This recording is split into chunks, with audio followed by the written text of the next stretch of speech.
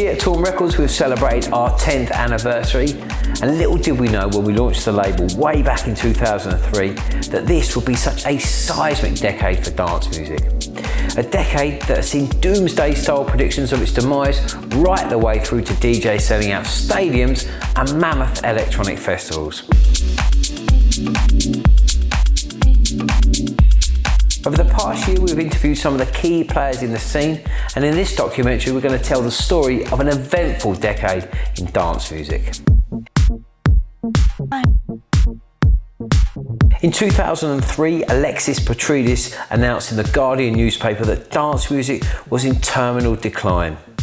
At the time, vinyl sales were falling, dance magazines were folding, and clubs were closing. It was harder than ever to start up a label. It was like the Wild West in terms of, the music industry was a really exciting but very daunting and very cutthroat industry in those days. And as you said, you had to get a distribution deal, you had to have 5 records signed and sealed and in place, because the distributor would make a decision as to whether they signed you up as a label on your releases that you had coming out. And that meant that you kind of had to have about 10 grand in the bank.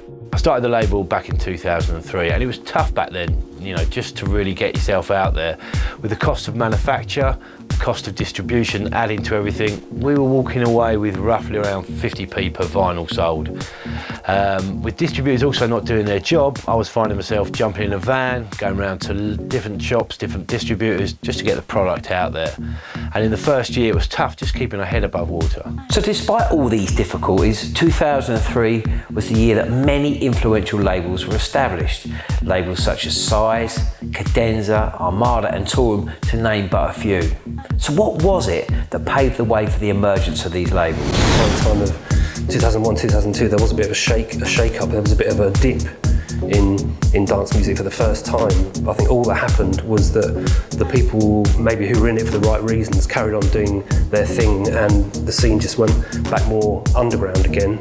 And so by 2002, 2003, you had people pushing on who were still wanting to do their thing, and DJs realising that it was a good thing for themselves if they set up their own label. Started out from nothing, I had a little trip when me and Sebastian moved to Southampton in 2001.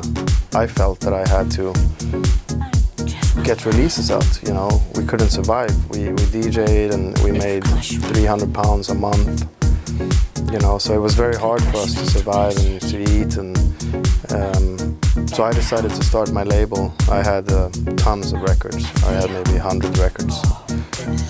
So, got to a UK distributor, that was the birth of Size for me. It was my business card to the world. Because the world was changing back then. We were still playing vinyl.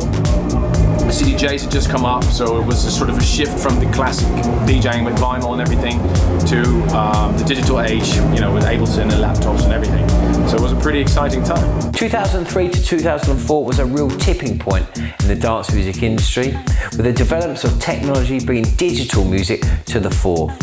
Technology became cheaper, access to equipment became easier, musical production was well and truly opened up to the masses. It's before it was quite hard to get a record out. You had to get through to certain people and get people to invest money in you.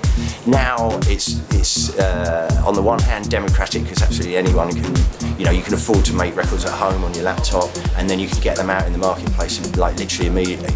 On the downside, it's made the music a little bit more disposable. Before we would cherish a piece of vinyl and worship it, and now we kind of just download this, download that. It's kind of in one ear and out the other. So yeah, the quality's gone down a bit, but the worldwide access to music it's got to be a good thing. For me, it was like I had hardware, I had a studio, and that was what I knew. And now it's a combination of me of balance in between the hardware and the software. But it's now affordable to most people. The digital world is dominant at the moment, so you have all the kids downloading music for free. So it has changed a lot. The good thing is that the kids, because they've become so techy as well, they are producing a lot of music, and it's more accessible, and everybody can express their artistic sense and be part of what we are doing.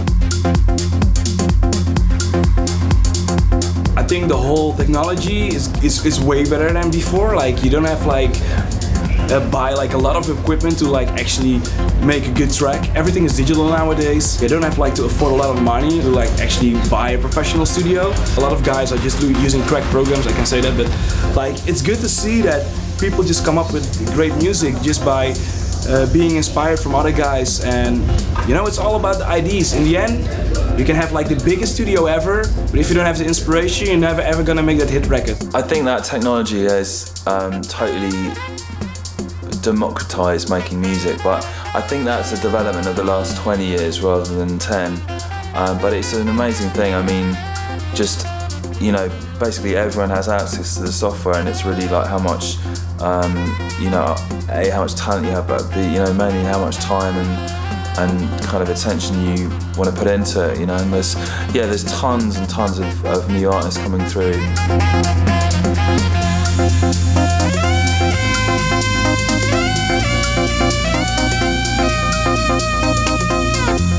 As well as hugely effective production, technology has changed the art of DJing.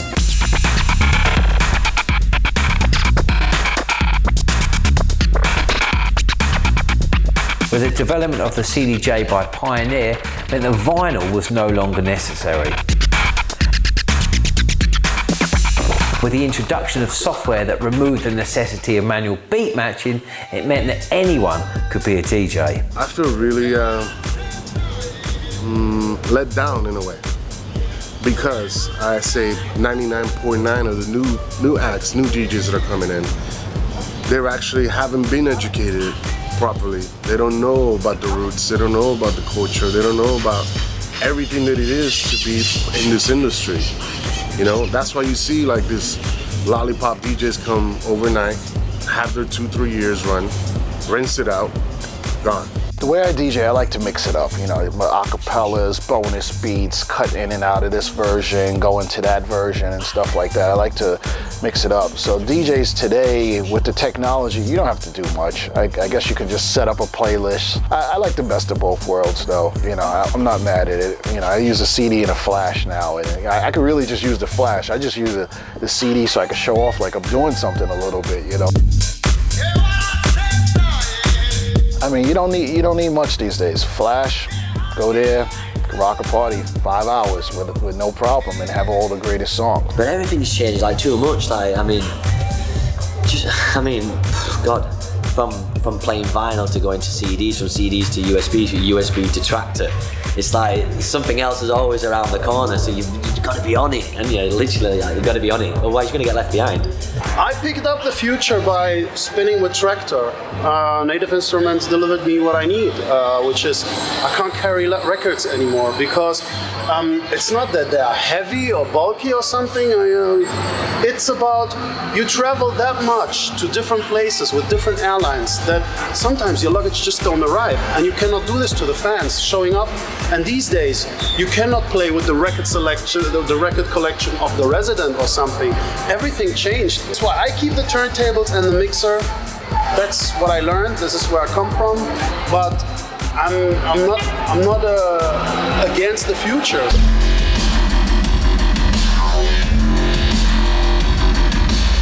After DJing for quite a few years, I decided to sort of try and take things to a different level with these live shows that I do. So I do a show with a big light production, but what's kind of most interesting about it, I think, is some of the equipment that I've been using for it.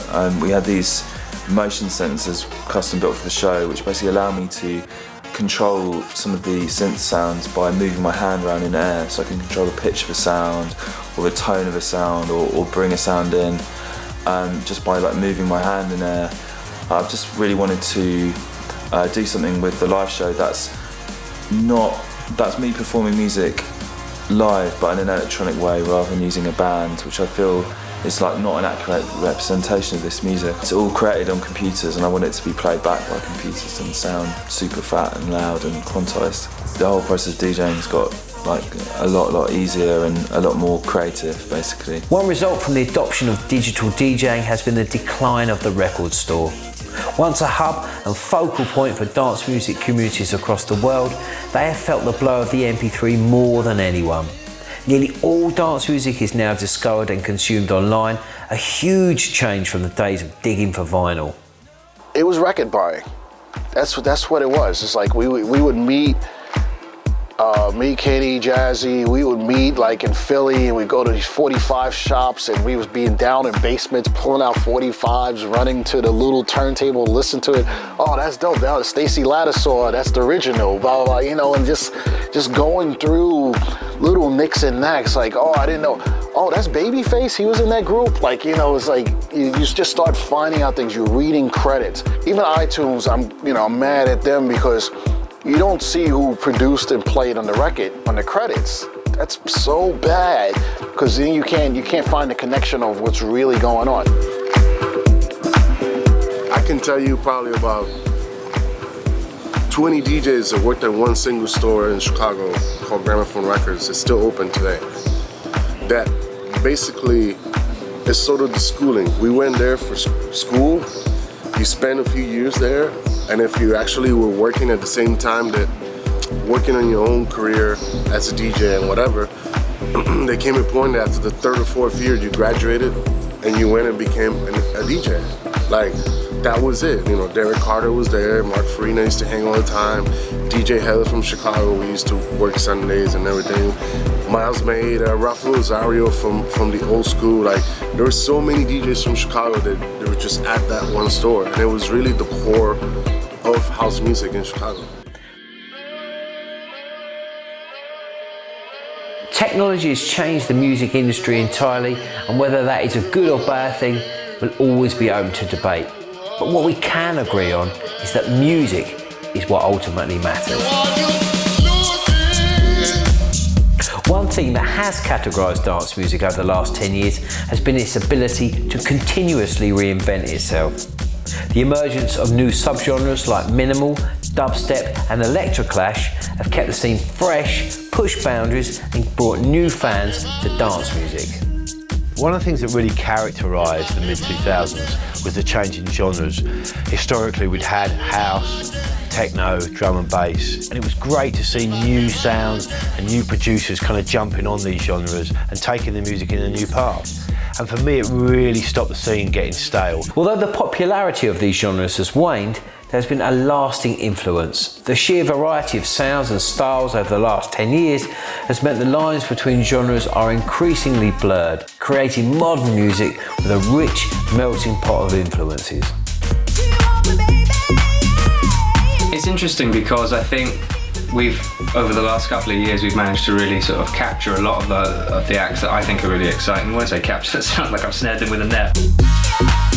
They've all chosen to work with us, and we've built up a nice little core roster of acts: Dusky, George Fitzgerald, Midland. It's interesting because they're coming from a place that isn't house, but they, over the last couple of years, are now releasing more and more 4/4, whether that be house, techno, or... And that for me is really why it's interesting and exciting, and why it sort of almost started a whole new feel to UK house music, is because it's coming from a place that isn't house music. And I think when you get people writing music that isn't actually where their influences lie, you get really interesting and slightly different results. Midland comes from drum and bass, George Fitzgerald comes from more of a garage background, likewise with Dusky. All of these guys aren't necessarily coming from being a house and techno, growing up listening to house and techno, or buying house and techno, or playing house and techno, which means that when they actually sit down and try and make what they think is house and techno, or whatever they want, it's not going to sound like house and techno that we know. One of the most controversial new genres in dance music sparked some of the biggest changes to the industry in decades. In 2011, dance music exploded in America. EDM, or electronic dance music, has gained an entirely new audience in the States, resulting in mainstream success for acts like David Guetta, Skrillex and the Swedish House Mafia. All this change has fueled a huge debate within the scene. Well, Detroit and Chicago, I don't think have changed so much, or kind of music for 10 years in those cities are kind of pretty stable. However, America as a whole, the scene in America, it's changed completely. I mean, now there's EDM, this term that people use and I generally kind of hate, but it's kind of, at some point, it was bad to dance in America. It was like, you know, either you were gay or into drugs, and it just wasn't cool, you know, and now, like, frat kids are going around, going to parties and listening to house music, and it's kind of like, it's different, it's new for them, you know, it's just happening again, you know, America's booming again with people wanting to go out and dance and have a good time, which I think is amazing. You know, it has a positive effect on all the genres within dance music, not just commercial dance music, but underground dance music as well. It's difficult to see new acts who actually wanna learn a bit and then sort of follow what other people have done and find their way to becoming themselves. Yeah. Instead of trying to be already a pre-packaged deal, you know what I'm saying? That's where we're at today. Like, you know, 99% of the DJs are pre-packaged deals. They have management, they have funding, they have press, they have everything together. And all they have to do is show up and smile and drink champagne and do hearts and everything but DJ.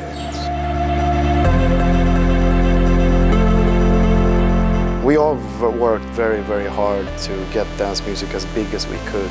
I think the respect is due to the peers and everybody that we've learned from, you know, guys like Derek May and Carl Craig, and, you know, I grew up at the Swedish techno scene. For me, it was Karl Leckebusch and Adam Beyer and all those guys, Drum Code. And so for us, you know, we need to tip our hats to them for making us what we are today. Even though our sounds don't cross paths, it's still because of them we're here. So I think I respect the explosion of dance music. I love the fact that we can go into arenas and sell 100,000 tickets. I think that's amazing, because it's always been a dream for me. But I also think that we should be careful how we exploit the genre so it doesn't become McDonald's. It's more the industry which is hyping up this whole EDM thing and whatever. And that's why I did the tour with Richie, the Control Tour, to show the people there's something beyond that, something slightly different. And here we are again. You have so much great artists in the United States and so much great parties that have nothing to do with all this EDM hype, you know? That's why we did the lecture with the students. It was a big success and we were so happy about it. And even we catch just 2 people. 2 is more than nothing. The United States is a big market, and it's very difficult. What gives me the right to come and say this is the right thing, what I'm doing? It's not the right thing. It's what I'm doing and I represent it. You're more than welcome to join my circle. Come in. I mean, I enjoyed a wave, especially in America, about 10, 12 years ago. There's me and the Chemicals brothers and Prodigy and Basement Jaxx. We kind of had our sort of big explosion in America. It was called electronica in those days, not EDM. And then we kind of, that wave crashes to the beach and then recedes. But in the meantime, we just go back underground and do our thing. The whole debate surrounding EDM has proven one thing, that dance music isn't 100% comfortable in the mainstream. And perhaps this explains the recent rise in underground house music in the UK. The scene's gone back to its roots, embracing deeper influences and elements of garage and two-step, while vinyl has had its most successful year since 2003. I'll keep releasing vinyl as long as it's possible not to lose too much money releasing it, because I love it personally. I don't play it. I stopped playing it, but I still obviously invest a lot of my money in making it and love it as a format. I love the sound, the feel, the way that the artwork is presented. I think that's really what drew me into releasing records in the first place. It's kind of coming back now, which I think is interesting. It's kind of a cycle and a reaction to all that craziness with the atomization of the music and the labels. So I can feel people need to have go back to the roots and go back to record shop. And I really feel it now, like this year. But for a while it was completely changing, and you have to be careful not to be lost, and you have to adapt. In a sense, I think in 2013 it's kind of gone full circle. We've had 2 years of the kind of loud, in-your-face EDM and the commerciality that went along with that. Now I think people are looking to get back to the true aesthetics of dance music, the smaller venues, the more intimate venues, things with more of a vibe to it. Vocal tunes are becoming bigger and, you know, and becoming more loved because people are looking for that hook in a record now. And I think it's an exciting time, and it's great to see what the next 10 years will bring as this wheel just keeps turning. Dance music in 2013 is a whole different industry to the one we saw 10 years ago. Technology has changed both the art of DJing and production. The music has evolved and diversified, and the audience is far bigger than ever before. Whether all this change is for good or for bad depends on your opinion, but one thing I know is that dance music certainly isn't dead. In fact, it's healthier than it's ever been. So here is to the next 10 years.